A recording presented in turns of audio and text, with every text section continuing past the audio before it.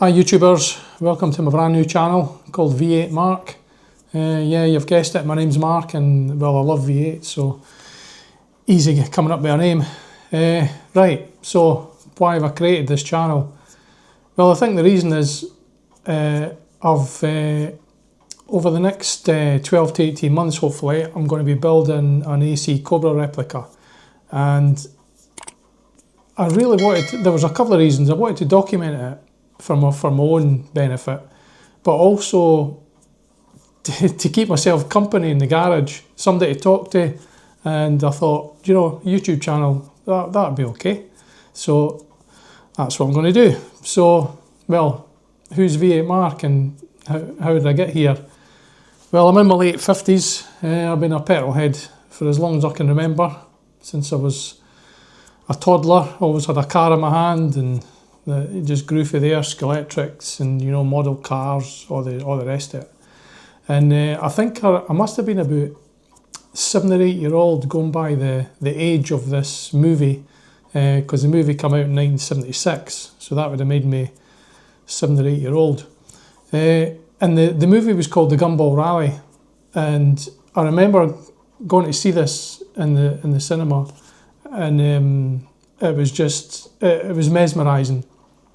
It was a coast to coast race. You know, everybody knows this, the story of the gumball, the modern gumball anyway, but this is a coast to coast, New York to California, and in there I think the main character in the film had an AC Cobra. It was a genuine one, and there was no CGI, there was no sound effects, dubbing and all that stuff. It was just you know, what you seen on the film was the sound and the power of this car, and I just fell in love with it.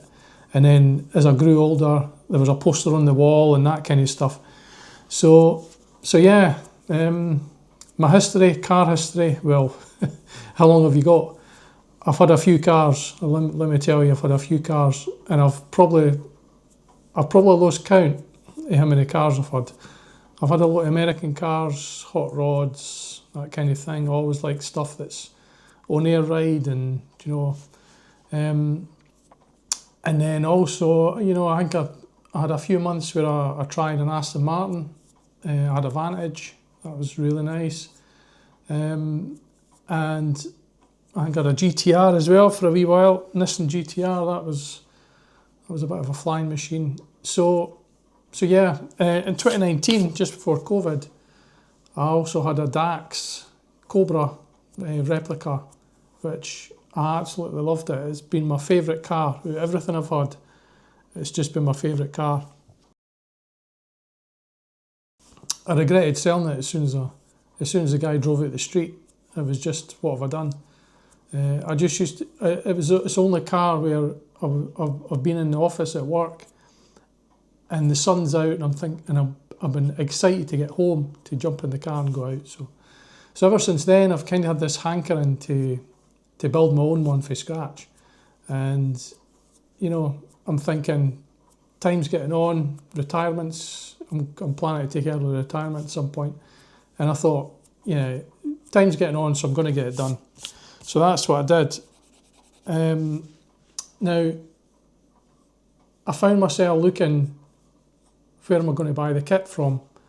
So there's 2 or 3 manufacturers in the UK, and there's you know, there's South Africa, there's a good few in the United States. So I thought, I'm just going to go in with an open mind and let's have a look and see what's available. Obviously I've got a limited budget, so let's just see what I can buy. So I think I started off, I was thinking to myself, right, what am I looking for in this kit? Well, what I'm looking for mainly is, I've never built a car from scratch before. You know, I've maybe swapped an engine or two, and you know, I've fitted brakes and suspension and all that kind of stuff. But to build a car from scratch, you know, just from a bare frame, I'm thinking I'm going to need some support, because I'm going to get stuck at some point. So that was probably my number one thing. I had to have good support. The other thing was, it needs to have a good build manual.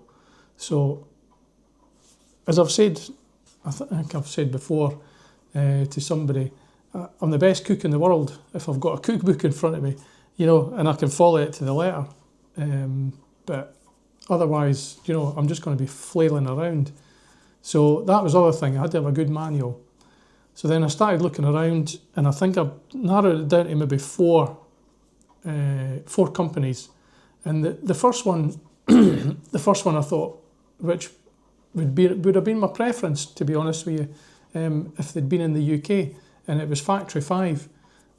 So they're called Factory 5 Racing, and they've got two or three different kinds of cars, but one of them is they've got various iterations of the Cobra. So they've got a 289, a 427, that kind of thing. And the first thing I did was I contacted them, and the response was brilliant. It was almost like within the hour. It was great, and it was very comprehensive, and you know, they answered loads of my questions. And they also attached a copy of their build manual. And I opened up this manual, and my God, it must have been easily 400 or 500 pages, and it was blow by blow by blow, to the point where I think somebody who's never done anything with cars before could pick up this manual and just build this car. And so that was the first thing. I thought, yeah, big tick in the box there. The second thing was they supply their kit with every single component that you've got to need. So, and I'm not just meaning, you know, you've got some options where you might have to go and find a donor car or anything like that. No, they supply every single nut and bolt and washer and bush and steering rod, and you know, every single thing. The only thing they say that you can supply, or you need to supply, is an engine and transmission, and they even supply that if you want them to do that. There's a link, and it takes you to Blueprint engines, so you can do that. Anyway, I was getting all excited. Factory 5 was getting all excited, and then I'd done some costing up, and I've imported a few cars, as you've maybe noticed with the pictures I put up earlier, and so I knew how import works and import tax and all that kind of stuff, but it just wasn't going to happen. It was just going to be too much money to get this big massive 16-foot crate from the factory over there to my door. It was just going to be too much. I think it was just the whole thing where I wanted to order every single thing, tick all the options, so I didn't have to order again and get it coming over and over, all the different parts. So anyway, I ruled it out, and I know there's an agent in the UK, but I looked into that, and I just decided against it. So what was next? Well, I had to look at what open days were coming up and kit car shows and things, and I went to a kit car show, and I seen there was 3 Cobra manufacturers there. There was Gardner Douglas, there was a few actually, because there was Crendon replicas, there was XCS designs, they're quite new, and there was AK sports cars, and to a lesser extent there was the new iteration of DAX, which is called JK sports cars. Now that guy's based in Belgium, and I had a look, and I do love the DAX because obviously I had one before, but there was I just got a weird feeling about it, and I thought, right, I'm not going to entertain the new the new DAX. So I had a look, spoke to all the manufacturers, and I kind of narrowed it down again. I ruled out XCS, and I really liked XCS, but by the time I added everything up, their kit, it was just going to be too expensive. On this occasion, it was going to be too expensive because I wanted, you know, the round tube chassis and everything. It was getting a bit silly. So maybe in the future I'll do that, because I do like their Cobra. It's quite contemporary looking. So then I went to the Gardner Douglas open day, and I had a look at around their factory, and they do things a bit different because their body is made different from the other bodies. It's quite a, I don't know if you call it monocoque or whatever, but everything, you can pick the body up off the finished car. You can work on the car and then you can put the body back down. And the Gardner Douglas chassis is a backbone chassis as well. So it's just a completely different engineered car, and they've been going around for about 40 years. And I really like the Gardner Douglas Cobra. So that was one side of the coin, and then the other side was AK sports cars. And I was going to say it was almost like the toss of a coin deciding which one was which one I was going to choose. But I just liked AK sports cars, which is the one I decided to go for. And I think the main reason was the customer support. It didn't matter. You know, I would send them an email and I would get a response in about 15 minutes. And then I would send another one and it would be another 5 minutes after that. And then I remember I was at work and I had a question, and I thought, right, so I wrote an email and I sent it, and I got a phone call. And it was from Danny, who's the one of the owners.